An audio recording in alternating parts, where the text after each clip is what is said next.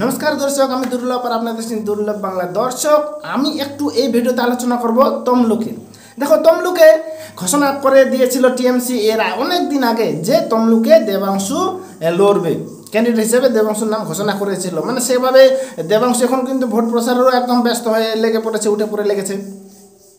এই আমরা শুনেছি প্রথম থেকেই যে সেখানে তমলুকে মানে দেবাংশু ঘোষণা না হওয়ার আগে থেকেই আমরা শুনেছিলাম সেখানে যে সেখানে নাকি অভিজিৎ গঙ্গোপাধ্যায় প্রাক্তন বিচারপতি অভিজিৎ গঙ্গোপাধ্যায় সেখানে করেবেন, ক্যান্ডিডেট হিসেবে নাম তার থাকবে। তবু প্রথম লিস্টে না বের করে দ্বিতীয় লিস্টে কেন, এটা একটা প্রশ্নের। যখন সেখানে সিদ্ধান্তই হয়ে গেছেন যে তমলুকে অভিজিৎ গঙ্গোপাধ্যায় থাকবে, তো সেখানে প্রথম লিস্টেই কেন নাম ঘোষণা করলেন না আর কি অভিজিৎ গঙ্গোপাধ্যায়? তাহলে এতদিন ভোট প্রচার বা ভোট করতে শুরু করে দিত।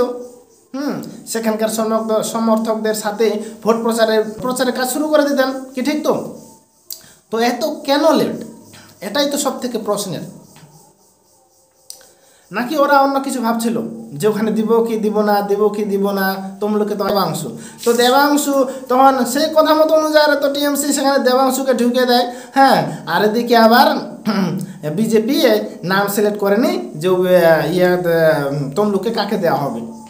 খালি জাস্ট একটা ইঙ্গিত দিয়েছিল যে তমলুকে হয়তো প্রাক্তন বিচারপতি অভিজিৎ গঙ্গোপাধ্যায়কে দেওয়া হবে। আর কতদিন পরে এখন ঘোষণা করলো যে হ্যাঁ অভিজিৎ বন্দ্যোপাধ্যায়কেই দেয়া হবে বা দেয়া হলো তমলুকে।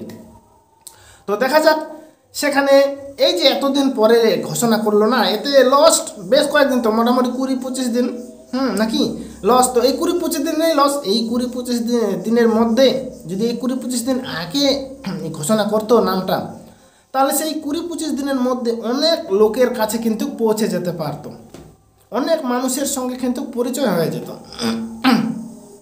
তো এই 20-25 দিন লেটে ঘোষণা করা মানে কি অনেক লোকের সাথে পরিচয় এখনও হয়নি বা শুরু করলো। এই তো রবিবার দিন হলো, আজকে সোমবার দিন নাকি। তো তার জন্য বলছি যে যেখানে শিওর হয়ে গেছে সেখানে তাড়াতাড়ি ঘোষণা করে দিক আর ভোট প্রচারে লেগে যাক। কারণ এই ভোটটা হচ্ছে যে এই ভোটটা এমন একটা খুব ইম্পর্ট্যান্ট এই লোকসভা ভোটটা 2024-এর। টিএমসি তো একদম উঠে পড়ে লেগেছে, বিজেপিকেও উঠে পড়ে লাগতে হবে, তবেই কিছুটা যদি হাতে আসে। নাহলে তো এইভাবে যদি লেট করতে যারা সমর্থক তারা তো হাঁ করে চেয়ে আছে যে আমাদের এখানে কবে প্রার্থী ঘোষণা হবে আর কবে আমরা ভোট প্রচার করতে শুরু করব। তারা তো হাঁ করে তাকিয়ে আছে যে কবে কখন তাড়াতাড়ি।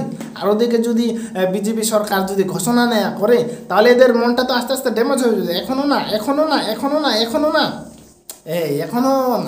নাকি।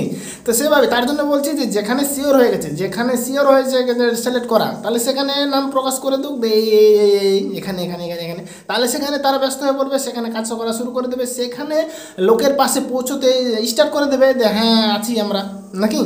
তাহলে আরও একটু সুবিধা হবে, অনেক বেশি লোকের কাছে পৌঁছতে পারবে।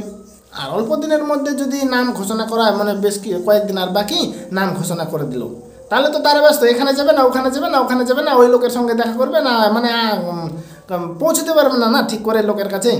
তার জন্য বলছি যেখানে সিলেক্ট হয়ে গেছে সেখানে যেখানে তমলুকে আমরা এর আগেও সবাই সোশ্যাল মিডিয়াতে জানা হয়েছিল যে তমলুকে অভিজিৎ গঙ্গোপাধ্যায়কে দাঁড় করাবেন, তো সেখানে নাম বলে দিক।